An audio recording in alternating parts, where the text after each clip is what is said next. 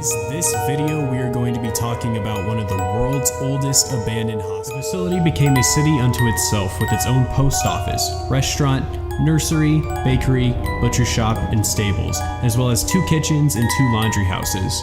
Once standing as the world's largest hospital, Beelitz felt nothing short from all of East Germany. He used Beelitz as a starting point in his fight to escape Russia from prosecution. Finally, in 2000, the last operations in Beelitz were closed, and the complex was completely abandoned. As none of the complex is guarded, urban explorers today describe the complex as easy to get into. Just a few small sections of this enormous hospital are still used for neurological rehabilitations and Parkinson's research. The majority of the complex, including the surgery ward, the psychiatric ward, and the rifle range, have been abandoned and left to decay in the back into the surrounding forest. This now famous tourist attraction was used in the critically acclaimed 2002 film The Pianist, and it was also used as the set of 2008 that looks like it has been hit by the apocalypse. The town was left abandoned after a coal mine fire began to burn more than 56 years ago. Underground mine fires are common across the globe. There are thousands that have been burning uncontrollably for many years. Australia's Burning Mountain is believed to have been burning for 6,000 years. Centralia's fire started in 1962, when residents turned an old strip mine into a dump and setting the rubbish alight. The fire spread through an unsealed opening to the underground coal mines, igniting a seam of coal, and the fire has been burning to this day. The fire stretches 12 kilometres and burns underneath an area of 15 square kilometres, 300 feet below ground. Authorities say the fire could burn for another 250 years. The fire continued to rage unchecked into the 1980s. Giant plumes of smoke and deadly carbon monoxide gases billowed from fissures in the ground. The local highway cracked and collapsed. Trees were bleached white and petrified, and people complained about breathing problems. After estimating the cost of extinguishing the fire at over $500 million, the government opted to raise the town and relocate it.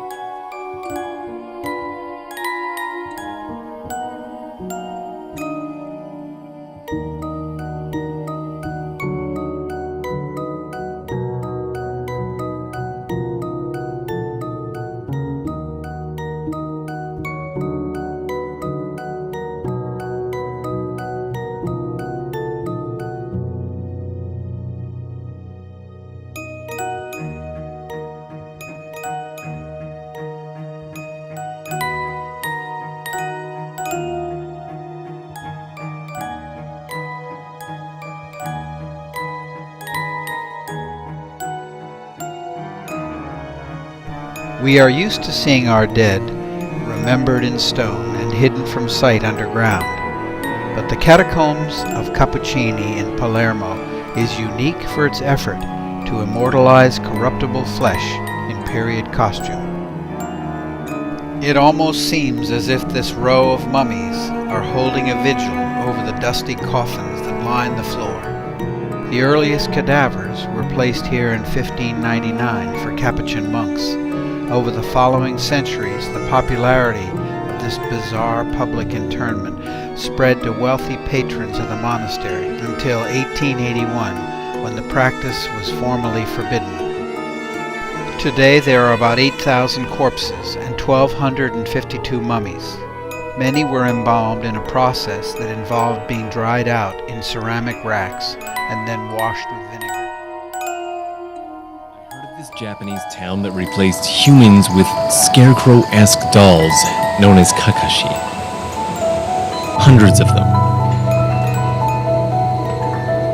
Naturally, I had to go and see it for myself.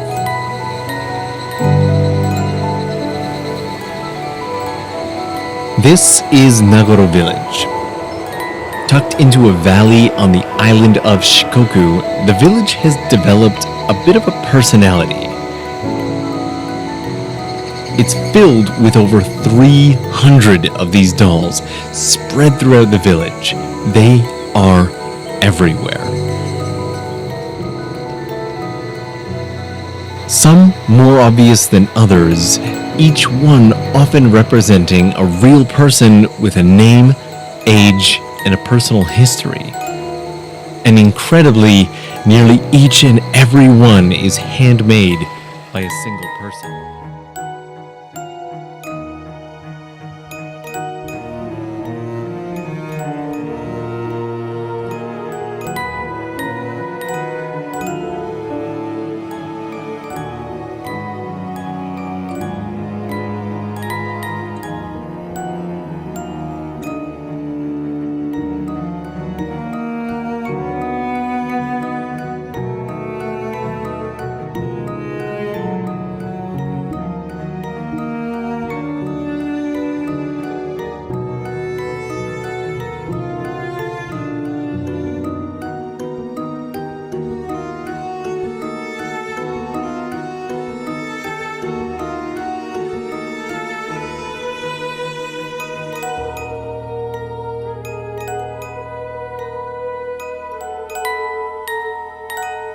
Disturbing destination with an even creepier story. It all began with a man named Don Julian Santana Barrera, who lived here alone, growing flowers and vegetables to sell to the nearby town. Legends say that one day he discovered the body of a dead girl who drowned in the canals.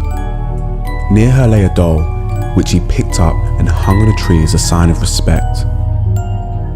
Soon after this, he began hearing whispers and footsteps rustling through the trees. To him, this could only mean one thing: spirits. To appease them, he began collecting and hanging more and more dolls across the island, but still they called to him. Those who knew him say he was a changed man, as if driven by an unseen force. Soon, the entire island was covered in dolls, but the voices never stopped calling. He remained on the island collecting and hanging dolls for 50 years until he died.